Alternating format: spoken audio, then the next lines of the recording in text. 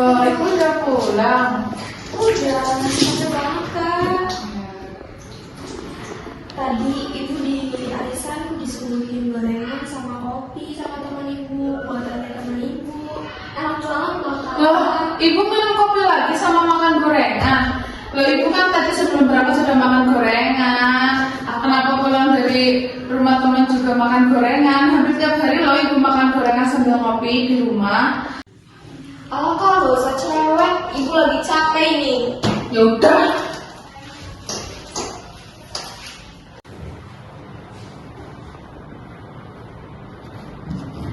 Dek, ibu kenapa? Ayo duduk dulu sini aku bantu. Ibu, apa yang ibu rasain bu? Kakak, ibu kak. Adek kenapa ibu? Gak tahu kak, ibu tiba-tiba kayak gini, tangan sama kakinya gak bisa digerakin. Padahal tadi sore ngeluh kesemutan, lemes sama pusing, gimana kak? Adek coba minta tolong kakak ambilin alat tensi yang buat ngecek ibu. Sebentar kak.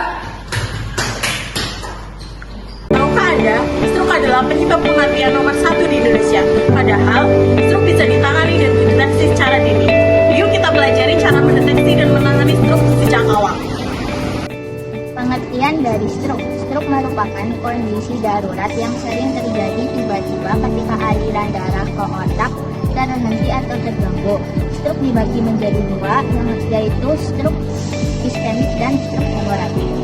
Stroke iskemik yang terjadi ketika adanya penyumbatan pembuluh darah di otak yang terjadi karena adanya bekuan darah di otak itu sendiri. Sedangkan pada stroke hemoragik terjadi ketika adanya pecahan pembuluh darah di otak dan terjadi perdarahan di dalamnya. Yang pertama disebabkan oleh iskemik, yang dapat disebabkan oleh aterosklerosis, emboli cerebral, fibrilasi atrium, gangguan pembekuan darah, emboli dari lemak yang menumpuk, dan yang terakhir ada infeksi yang disebabkan oleh infeksi pada jaringan atau pembuluh darah. Kedua ada hemoragik yang disebabkan oleh yang pertama ada tekanan darah tinggi atau hipertensi, yang kedua ada aneurisma, yang ketiga ada cedera kepala, yang keempat ada penggunaan obat pengencer darah, yang kelima ada tumor otak, dan yang terakhir ada angiopati amyloid cerebral. Dan kemudian ada tanda dan gejala dari stroke iskemik sendiri, yaitu ada kesulitan berbicara. Kemudian yang kedua ada sakit kepala yang hebat. Kemudian yang ketiga yaitu ada kesemutan di bagian area tangan dan juga kaki. Kemudian yang keempat yaitu ada rasa mual dan muntah. Dan kelima sendiri yaitu ada kelumpuhan di sekitar area tengah badan. Kemudian dari tanda dan gejala dari stroke hemoragik sendiri yaitu yang pertama ada kehilangan kesadaran. Kemudian yang kedua yaitu ada kesulitan berbicara. Yang ketiga ada kelumpuhan di setengah badan juga. Kemudian yang keempat yaitu ada kejang tapi tanpa ada riwayat kejang sebelumnya. Nah, waktu emas dalam menolong pasien stroke adalah 3-4 jam pertama sejak gejala stroke muncul. Jadi, apabila penanganan lebih cepat, akan lebih besar kemungkinan untuk sembuh. Selanjutnya ada faktor resiko dari penyakit stroke, yaitu ada hipertensi, diabetes mellitus, kolesterol yang tinggi, dan juga gaya hidup yang kurang sehat seperti kekurangan aktivitas dan juga berolahraga.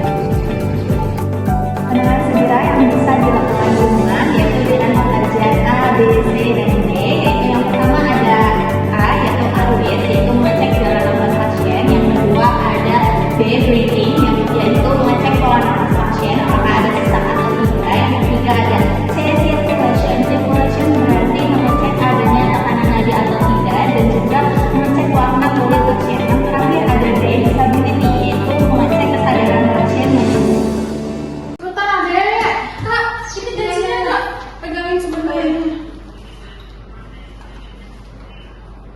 Ibu masukin bu. Kenapa sih bu?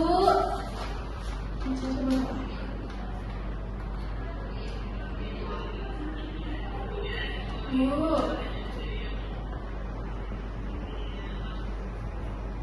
Kenapa kak? Tensi sebentar. Sebentar adek. Adek ini tensi ibu 215/120. Terus kita harus gimana kak? Tenang aja, kamu jangan cemas ya, nanti nambah kakak cemas. Ini yang tangan ibunya kemarin yang mana? Yang ini gak bisa digerakin. Aduh deh, kita harus segera bawa ke rumah sakit agar dapat pertolongan pertama. Terus kita telepon ambulans gimana Nggak kak? usah, ibu tinggal bawa aja. Ayo ibu, ya Allah bu. Ayo bu.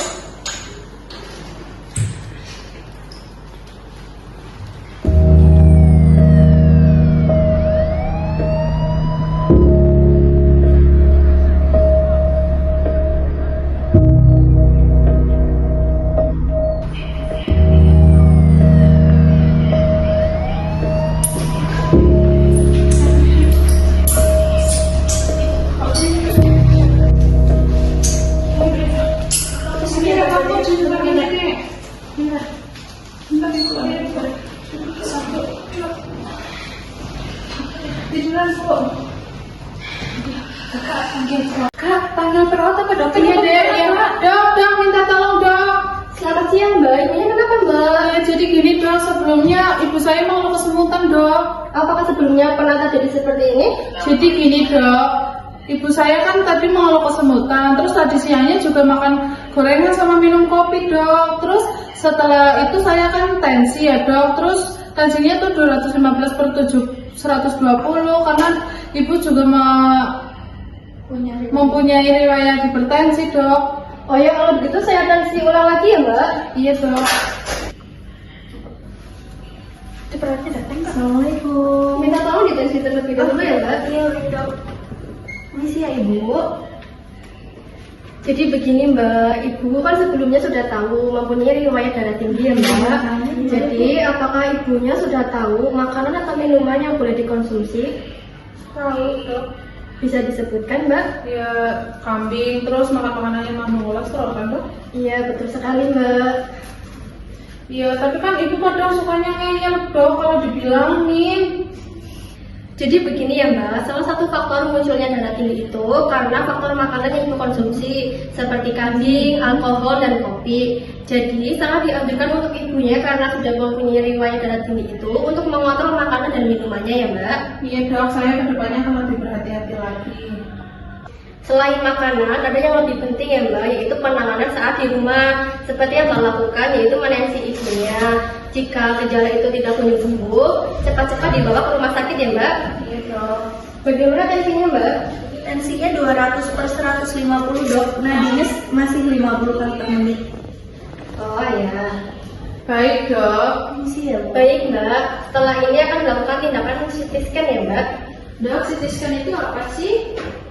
Jadi pemeriksaan CT scan ini untuk mengetahui ada atau tidaknya jaringan yang rusak pada tubuh ibu ya mbak. Iya dok. Oh iya dok. Ada yang ditanyakan lagi mbak? Kayaknya udah kayak cukup sih ya dek, cukup dok. Oh ya, kalau begitu saya permisi ya mbak. Ya makasih banyak ya dok udah dibantu. Iya mbak.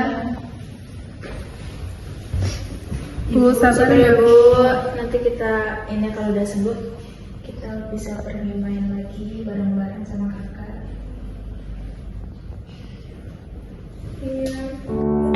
Nah, sudah paham kan kenapa kita harus selalu menjaga pola hidup yang sehat dan paham terkait tentang penanganan segera di rumah. Ya, karena melakukan penanganan segera, kita harus selalu ingat waktu adalah otak. Semakin cepat penanganan medis yang diberikan, semakin banyak nyawa yang kita selamatkan. Terima kasih.